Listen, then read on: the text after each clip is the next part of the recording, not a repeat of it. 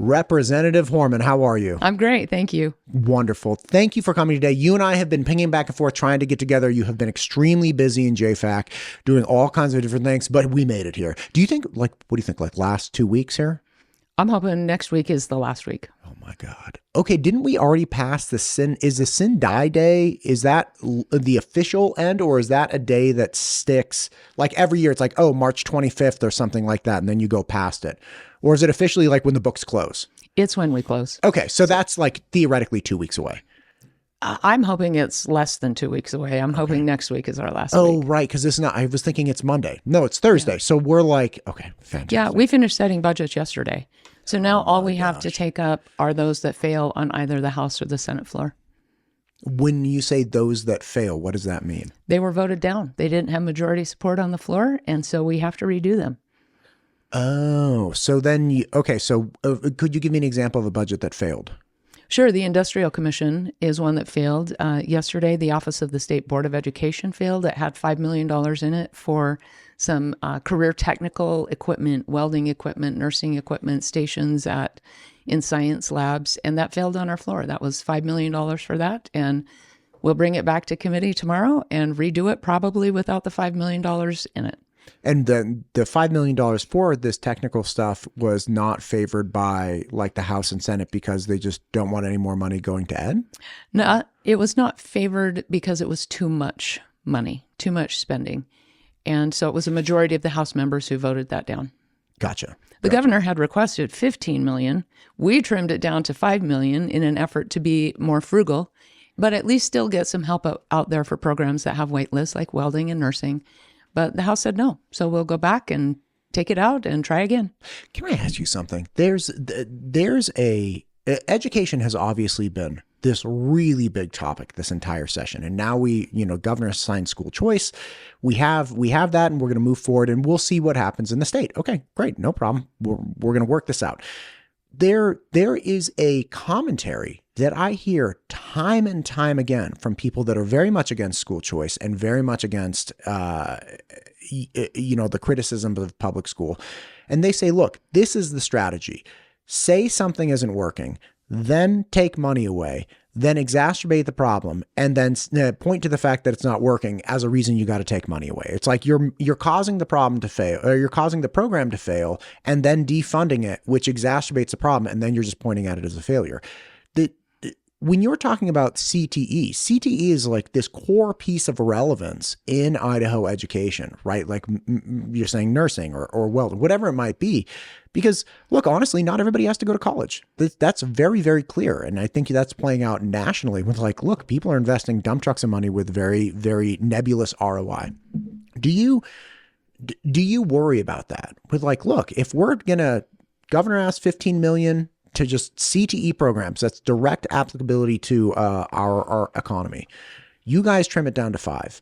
Now we're trimming it more. Do you worry that plays into that self-reinforcing prophecy? You have all the talking points of the opponents to school choice down pat. You must have interviewed some opponents to school choice. Well, I have all of them. Yeah, I interviewed like 24 people on education this year, both for and against school choice. Yes. Yeah. Unfortunately, the hype around school choice absolutely does not match the catastrophic claims of opponents that, this is going to be the end of public schools, possibly the end of Western civilization, depending on who you talk to. But we have a majority of Republican states where that has proven not to be the case. Right. All the rural school districts that existed in Arizona prior to school choice passing still exist. Former Governor Ducey was here, the legislature first day, and walked us through that. Yeah. It actually results in better opportunities, not only for career technical opportunities, but for students with autism, students with ADHD, students who really need a specialized, personalized education. I would argue that's every student. And if they can't afford it, wealthy families already have school choice, right? They can live in the right neighborhood and be able to afford the mortgage payment or the rent payment to go to the best school. Families of more modest means cannot afford those homes and to live in those neighborhoods. So there's schools here in Boise where if you literally live on the north side of State Street, the school you go to, you have around an 80% chance of being proficient at grade level in reading. If you live on the south side of State Street, that's around 30 or 40. That's a significant difference. That's a penalty a child pays purely because of their parents' income and their parents' address. So really, school choice is opening up personalized learning in a setting that matches their values for children, no matter where they live, no matter their parents' income, education, or zip code. Understood. Question for you on one thing you just said. I have a friend who lives in Eagle, and she has kids that go to all different school districts within West Ada, school sites within West Ada, and she actually wants one of her kids to go to Middleton for high school, and she can do that without moving. Because we have an open district. I can't remember the exact open enrollment. That was a bill I sponsored with Senator Den Hartog. There you go. So, and beautiful. So the address is no longer a relevant factor in which school you get to go to, right? So like north side of State Street, south side of State Street, the north or south side of State Street is irrelevant because wherever you live, as long as the schools have room, you can send your kid there. So people that live on the south side of State Street, shout out, don't go to that school if you want higher proficiency. Go to the other school. So that's not a limiting factor, right? The operative word, though, is if they have room. So the first year we passed that bill required that schools post their seats that are available on their website. They didn't do it. So we put something in law the next year that said, if you don't post that, we're not going to make your payment to you until you do. So schools were very hesitant to comply with the law and post open seats. So it takes time for new policies to get enacted and for parents to realize they have an option. You know, if you're a single mom and you're working 3 jobs and you got 3 kids and you're trying to keep it all together, sometimes you don't even know you have that option. Sure. So it takes time for these policies to get put in place and parents to realize they do have options. Gotcha. Now, again, circling back to the $5 million for CTE, I understand the criticisms of people saying like, hey, why are we spending like $100 million gajillion dollars on like underwater basket weaving? Fine, like understand. But CTE is very, very practical and much needed. I mean, that's the core of the launch program, right? Which is like we have these on-demand things. Is there a value that people that you think the legislature could get behind where it's like, okay, we're going to pump this money directly into things that we all need? Like, is there that appetite, do you think, in the legislature? Absolutely. And that was supposed to be the core value of launch. The way the policy was written, in my opinion, and which is why I voted no the first time, is that what was said about launch and what would actually happen as a result of launch were 2 different things. Because the governor truly did want focus on trades, focus on vocations, and over half of the money went to students who were going to universities. Well, launch at a university gets you 1 year of generals. It doesn't get you 2 years at a community college where you're going to get a certificate. You're going to get an industry credential. You're going to get skills. You might get a diploma. But you can still leave, even with an industry credential, you can still leave and start at a job $50,000 to $70,000 if you're a radiation technician, for example, with a 10-month certificate. And so I think some of the changes that are coming to launch, a bill that's being proposed today, actually, I think will really help refocus launch on exactly what the governor was proposing. And now the good news on CTE is he actually proposed $25 million. Oh, not 15. To boost all CTE programming. Gotcha. 15 of it was for supplies and those sorts of things, and it required a match. So you were actually going to double your money if that would have been approved. But the good news is the $10 million for programming for wait lists was approved. So $1.6 million will go to our 6 technical colleges in Idaho. That's our 4 community colleges, LCSC, and Idaho State University. They all have what are called technical colleges. Gotcha. And so they deliver these skills-based programming that lead directly to fabulous jobs. And so the good news is the legislature is very supportive of career technical education. And we funded it this year just at a lower rate than the governor thought we should. Gotcha. So the bottom line is like, yeah, people are on board with it. They just want it, they don't want to throw a dump truck of money at it or as much as some people want. And they want it going to very specific things, not more money to general ed and university. So one of the things that I have done as co-chair of JFAC, along with the Senate co-chair, Senator Scott Grow, is really change the joint finance appropriation process to be focused on outcomes. We haven't really had that as a routine part of the way we do business in that committee for a long time. And we have more modern tools now. The way we used to do it worked great for a long time. But taxpayers, with the information we have now, very flat world in terms of information, they're looking for a return on investment. So what we've done to the appropriations process is change that up. So we have a routine focus on outcomes.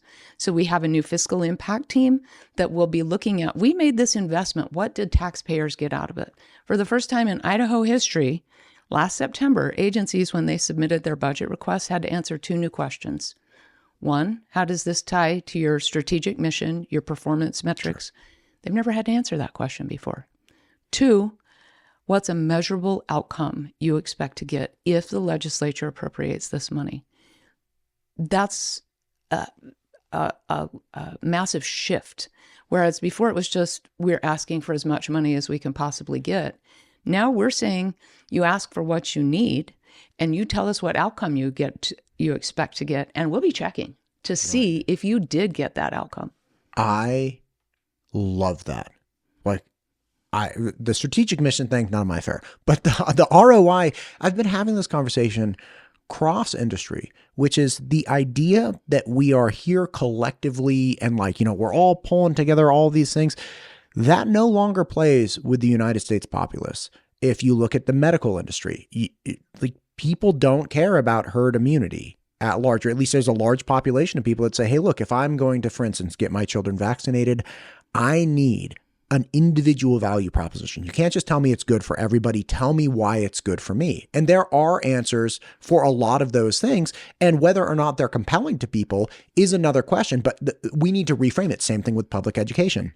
Why do we need public education? Well, it's a public good. Okay, what does that mean? How does it benefit me specifically? And the answer is, with public education, obviously, is look, if you don't have a base level of skills with CTE or more academic focused, you will have people that are destitute with no way to actually thrive and function in the contemporary world, which means you're going to have more crime, more drugs, more prostitution, right? People are going to dissolve down to their most base capacities.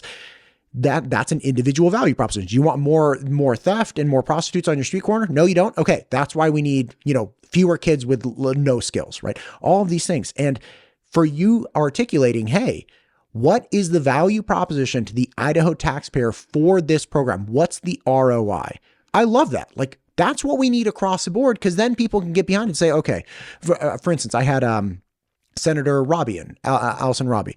Really enjoyed chatting with her. She's part of a program that does, I believe it's called Jesse Tree, that works on the addressing homelessness. She's like, look, if we catch somebody in this crisis moment, right before they become homeless, people who have never been homeless before, right before they are entering this phase of homelessness, if we catch them, it costs us X dollars and help them stay in their house and they get over this hump, whatever the crisis moment was. If we don't catch them and they fall into homelessness and then fall into our programs that are supposed to be safety nets and, sometimes capture people or all these, she's like, it costs us 10X collectively. She's like, so if we just invest the X, we save the 9X over here. Again, makes perfect sense. So I could not be more in favor of that. People have a right to expect responsible governance from their government. And so I think that's one of the reasons you're seeing a real focus on tax cuts this year from the Idaho legislature. We know people are struggling. They're struggling with housing. They're struggling with food costs. Fuel costs are coming down rapidly. So that's a big improvement. But you always, in JFAC, I mentioned I have a necklace that I wear. It's called a widow's mite. My daughter got it for me in Jerusalem because it reminds me of the parable in the Bible of the woman who contributed a mite compared to others who contribute of their abundance. So I never forget that the value of a single dollar in the pocket of a taxpayer may outweigh the benefit of it being in a state agency. I'm constantly asking that question. I'm constantly asking the Joint Finance Appropriation Committee to ask that question when they're making decisions. Should this money be returned to the taxpayer, or will they experience more of a benefit if we spend it in government? And so with, as difficult as the economy has been for the last 4 years, really, it's important that we try and get as much of the taxpayers' own money back to them as we possibly can, in my opinion. Can I ask you something? Please. I Okay, I was mentioning yesterday I hung out with my wife all day. Like I've been burning hot in the last, I think it's like 80 days. I've done 160 or 170 episodes. Like it's a lot. So yesterday I do publish an episode, but I'm like, I'm taking the interviews off, like just hanging out with her.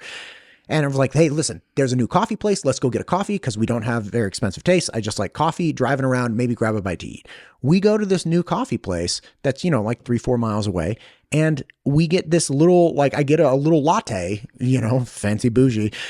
And it was like $6.50 each. And I was like, what in the hell? Now I had talked up this latte because somebody brought me one. I had never purchased one. So I was like, oh, honey, we got to get this. You'll love it. So I couldn't back out then. So we got to carry through. So we get this latte. It was like $6 each. Okay. I was like, hey, there's this sandwich place downtown. Downtown Eagle, let's go grab a sandwich. And I'm not even that hungry. Let's just split a sandwich. No sweat. We go in and the sandwich is no joke, $12. It was the cheapest sandwich on the menu. And we get in the car and I was like, dude, it was $12. And the sandwich was this big. It was normal bread size. It wasn't like a foot long. It wasn't some giant.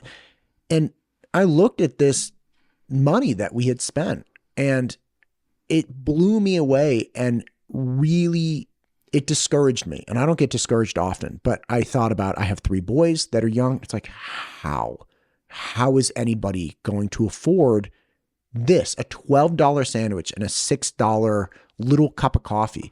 What do we do for Idahoans that are looking at this like, I can't even participate in this economy? That is a perfect example of the mindset that I have in JFAC and that I ask our members to have. Please remember the people, because at least you could afford to pay $12 for a tiny sandwich. Yeah, $6 for a half sandwich. That's what we both got. Yeah, I mean, that's outrageous, but it's real, right? And there are people who, sometimes I go to the grocery store and I just observe. And you see people making tough decisions about what to put into their cart and what not to put into their cart. And I never forget that in JFAC. This is the people's money that we are appropriating. And we need to be very frugal with it. And we only need the size of government that is absolutely necessary, not nice to have, only necessary. And so those are the decisions we make every day in JFAC. And for me, I always err on the side of the citizen who has made the tax payment through sales tax, through income tax, however they have made that contribution to the operation of the state. I always want it to benefit them in some way, some demonstrable and measurable way. And if not, then it should go back to them, because it's a real struggle. Families are still struggling. We're seeing really hopeful signs with the economy. Eggs are coming down. Fuel is coming down in the last couple of months. We need more of that. That's what will help people be able to afford housing, be able to not stress out about buying a sandwich from a sandwich shop. A lot of financial people, like the classic Robert Kiyosaki financial advice guy, says, look, a lot of people focus on offense when it comes to their financial life. They focus on making more money. And his emphasis is you should focus on defense too, right? Focus on offense, make as much as you can, but save as much money as you can. It seems that the Idaho state government focuses a lot on defense, which is like, let's save as much money as we can. Let's distribute this money back. Let's try to help people by not being a roadblock and, taking their money. What is there an avenue that the state government can go down or some part it can play in improving the offense, improving the money that people make, not just how much we save, but turbocharging the economy? Interestingly enough, the tax cuts from last year led to greater collection of income tax receipts, not fewer. So we reduced the rate and we raised more money. When you give people more of their own money, they can start businesses. They can go out and buy a sandwich. They can do things that actually stimulate the economy. So I think Idaho is on the exact right course right now of trying to return as much money to the people as we can. The governor had even proposed, a certain amount to go into savings accounts. Well, our savings accounts are flush right now. We decided that money was more valuable in the pockets of the people rather than sitting in a savings account with the state. The same thing is true with some money that had been proposed for housing. Rather than fund a government housing program, We decide to leave that money with the people so that they can afford housing. So I think having a robust economy, and the evidence is clear that when you do reduce tax rates, it stimulates the economy. And that's what we're seeing right now. Speaking of housing, I mean, come on, like this one, not come on for you, just like it is, man, it is wild. What are there any options from the state level? Is it a matter of, stripping regulations or allowing streamlining, processes for approval? Or is it just kind of like, look, this is where we're at. I had Representative Josh Tanner in, and he was saying, look, one of the big problems with housing is that we've never gone through a recession, right? Or we've never hit a real recession because government keeps stepping in and preventing it. It's like, if we go through a proper recession, housing prices would drop down. Now, naturally, that would be a function of how much money people are able to spend because people have less money to spend on housing. So, housing prices dropping down will also mean that people have less money to spend anyway. So the affordability, if it's a function of your income and the price of the property, may not actually change because they'll both drop at the same time. But again, how do we address this larger problem? Because people, I think it was a realtor published an article about 6 months ago saying that the city of Boise and the Treasure Valley in general is like the number 2 least affordable housing market in the country. It's wild. And we used to be one of the most affordable places to live. The pandemic flipped all of that on its head, right? People were coming to Boise. It even spread over to Idaho Falls, where I live, where you used to could buy a brand new 3-bedroom, 2-bath house finished on the top floor, the main floor, for $150,000. You can't even blink at trying to do that anymore. You're well over $300,000 for just a very basic home. And so were you saying there's like a unfinished basement too? Yeah. Oh, yeah, at least in Idaho Falls. Those are awesome. Okay, so yeah, no, I agree with doubled. Representative Tanner. Yeah. There's some truth to that, but the other big truth is around interest rates. We've had extraordinarily high interest rates for a while. Those are coming down now. Every time those go down, housing becomes more affordable. So boosting the economy, giving people as much of their own money, trying to get income tax rates, trying to get property tax rates. We're pushing $500 million in tax reductions this year between the sales tax credit for groceries, property tax relief, $100 million there, $250 million to $300 million for income tax relief. That's all money that's going to stay in the hands of the people. So as interest rates come down, I hope that has an impact on affordable housing. Okay, what about supply of housing? Because as interest rates come down, there will be more people that are capable of paying more money for a house. Like if somebody can afford $1 million house right now, if you drop interest rates from 6.5% to let's say 4.5%, God bless it, let that happen, you're going to have more people that can afford the $1 million price point. And that will obviously drive more interest in a limited number of fixed goods. So that would theoretically drive up the price of the house. So is there a way that we can better increase the number of houses available to people without destroying all of our ag land? So Idaho was the fastest growing state in the nation during the pandemic era, Sure. like 2021. So we had more people coming in than we had supply for. I think you can make an argument, too, that immigration has tremendously impacted the supply of housing. When you're bringing that many million people into the country, they've got to have somewhere to live. Whether they're here illegally or legally, they still need somewhere to live. Sure.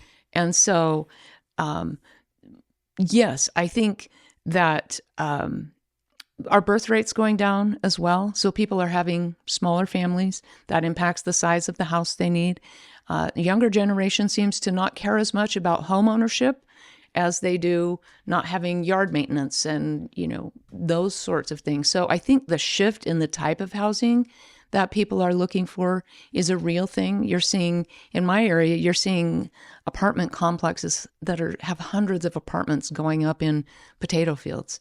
And it's sad to me because I have such value on home ownership and property ownership. But that's not necessarily what the younger generation is looking for. And so you're seeing a lot of, multi-unit housing go up quickly. But even either way, having interest rates come down helps construction companies be able to build more affordably too, because it impacts them. So I think, again, keeping money in the people's pocket is the best way to tackle that. I don't think it's a proper role of government for the government to build housing. That's just a Republican value I have. But I do want to support people in being able to keep their money to afford their own housing. Sure. And to be clear, I haven't talked to, well, I'm sure there are some people out there, but I haven't really had conversations with people that think the government should engage in building housing for like homeowners. The projects had never worked out that well in Chicago and New York. Right. The thing I have heard from developers is that in general, their soft costs or like permits and things like that, that's a big impetus to, or excuse me, a block for building, or a big driver for costs. Again, Idaho, I think, does a pretty good job with that. At least that's what I've heard from people. But anytime, for instance, we had the speed council that, came up, which is, hey, let's streamline this process for private industry, make it easier and faster, and that will help everybody in the long run. But it sounds like what you're saying is like, hey, we have an interesting mix of what the consumer actually wants from an age standpoint or from a family size standpoint. And, bottom line is the free market, if, the government steps out of the way, gives tax relief, the free market's going to have to address this at some point, because it's not the proper role of government to supply, quote, affordable housing for people. Yeah, and we funded the Speed Council just in JFAC yesterday. Hey, congratulations. $480,000, I think, to help help Idaho move at the speed of business, right? Yeah, right. There are other investments that we made in other budgets that will help with permitting around wastewater plants and drinking water systems. You'll see that in the DEQ budget. So we are investing heavily as a state in trying to pick up the pace and deregulate. Governor Little, Alex Adams have done phenomenal work at reducing the amount of red tape in Idaho, and it's paying off for Idahoans. Dude, Alex Adams, Rockstar, welfare, right? That guy. Well, he was the budget director before. Yes, yeah. I did hear. Yeah, and I've had him on twice. Each time I'm like, he's operating at a different level. Like he's giving me the most basic like breadcrumbs of what he's doing, and it's like I just dip my toe and I'm like, whoa, there's a lot here, and he's like, yes, there is. He's going to be a real asset to the Trump administration. As happy as I am for him, Idaho will miss him. Wait. Did he just get an appointment? He just got an appointment from the Trump administration to be an assistant secretary to Robert Kennedy in health and welfare over family support and children's services. No. True. I mean, yes, but no. Right. He was his articulation of the problems facing adoption and foster care. Like I had him, he was like, we are the total flip of like number of kids. Like oh my God. The good news is he's going to be in charge of that for the whole country now and not just Idaho.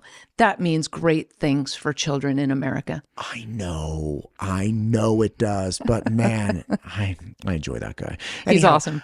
And his wife too. I've heard great things about her. She got Business Lady of the Year last year, didn't she? Yeah, she did. She's a pharmacist, works out at Idaho State University here in Meridian. Heck yeah, man. That's awesome. Listen, Representative, I know it's a working day today. I know we were like working really hard to get this in, get this conversation in. Is there anything that you want to touch on here at the end? Because I don't want to keep you too long. No, I just appreciate the opportunity to talk about the budget process, a little bit about school choice. I came to the legislature from a school board. I'm a mother of 5. My youngest is 27 now, but I care about the education of every single child, no matter where they're learning. And so school choice has been important to me. We have strong school choice in Idaho. Parents are asking for more of it. So I'm really excited about House Bill 93 passing this session. I think it will mean great opportunities for more families, especially those of very modest means, as we've been talking about. And the budget process, which we are trying to make a lean and mean government that is responsive to the needs of the people and lets them keep as much of their own money as possible. To the school choice point, I live in a little neighborhood and they have a little Facebook group, and there is a pod developing there where people, feel like the local neighborhood school is not really working for them, and, a couple other things. And they're developing a pod. And I don't know if the intention is like, okay, let's take this money and hire an educator, or, hey, one of the parents in this neighborhood or in this family group is an actual educator. So let's put the money towards that person. But that's a utilization of like, hey, look, we're going to figure this out on our own. And, I have to make the assumption that the school choice is something that is helping them at least a little bit along the way. So it's exploding around the country. Micro schools or pandemic pods were something that really became famous, where that's exactly what neighborhoods would do. hire a teacher. And so that's absolutely a use of this refundable tax credit, is to be able to pay a micro school teacher or a learning pod teacher. The only thing you can't do is hire yourself to teach your own child and pay yourself a salary. But if you're a homeschooling family and you're purchasing curriculum, or you're doing tutoring, or you want to obtain an industry credential, speaking of CTE, you can use that refundable tax credit to do all of those things. I often use this analogy. When I was growing up, you could come home and after school watch Gilligan's Island and Brady Bunch, because that's when they were on. That was the only time you could watch them. Today's parents, it's all about streaming. It's all about on demand, whether that's music, whether that's movies. People are looking for personalization in all aspects of their life. And the generation that's raising children now, they're especially looking for that because they grew up with some of it. And they want that in education as well. So hearing that there's a pod forming in your neighborhood, that's probably a great thing for those parents who feel like they maybe will be able to get more personalization. Maybe they want a specific focus on arts or science or certain, values that they want in their children's education. Those are all great things. And the pandemic really changed the way people view public schools. They're still great places. I invested 11 years of my life on a school board trying to make it be the best it could possibly be in my community. There hasn't been a single K-12 budget bill that's moved in the legislature in the last 10 years that I haven't helped author and fund and sponsor. So this narrative that if you're for school choice, you're opposed to public schools is completely false. And my life is a demonstration of that, because I have invested thousands of hours of my life making public schools the best they can be, while also supporting learning options in other settings. So it's a false dichotomy to think you're on one side or the other. You can be on both, because if it's really, in the end, it's about supporting children wherever they're learning. And yeah, the Constitution says we have to have the public system, but there's a moral obligation, I feel, to the kids maybe who aren't in the public system and need just a little boost to have a really high quality education. The quick question to that point. There was a bill that was supposed to essentially be a bridge bill to helping schools like, in rural areas that can't bond out or don't have the tax base to build. It was like a $25 million sum of money. That passed, didn't it?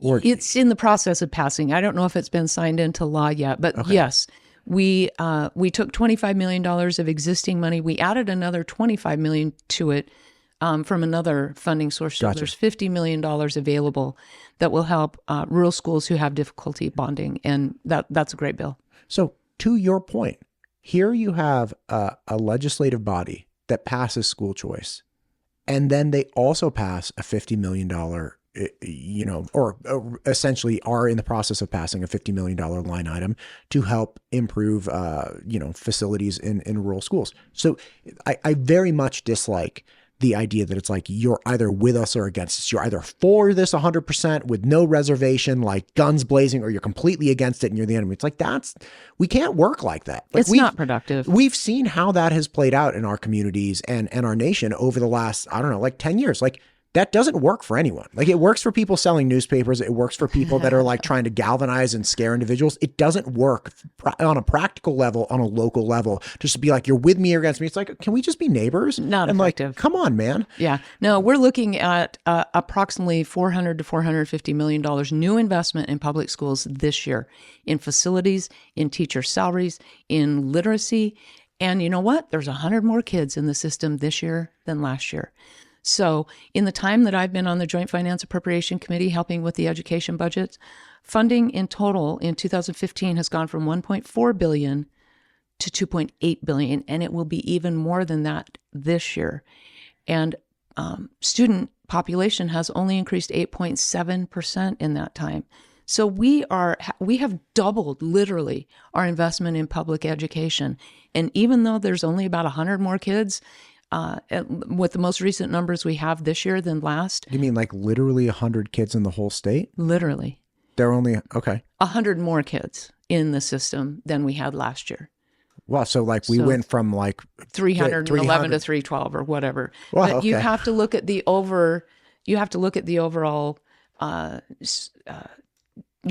what's going on under the hood. Yeah. So our senior class graduating 24,000. Incoming, 20 to 21,000.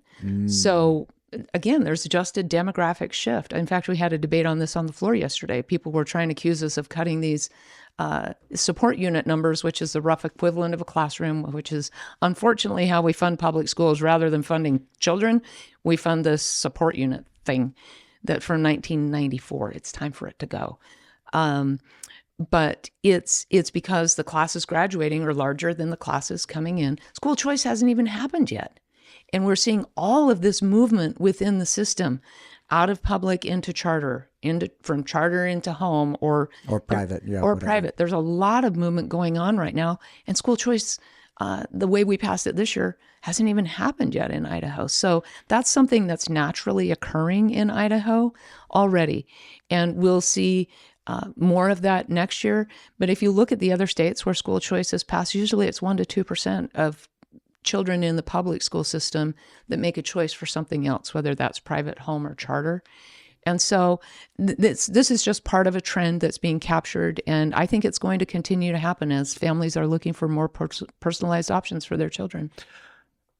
I really want to talk to you more about education because I even want to start, but I don't want to take up too much of your time. Please come in again. Let's continue the conversation going. Thank you for what you're doing for Idaho. Thank you for what you're doing for your constituents. And I really appreciate the time today. Great to meet you. Thank you for having me.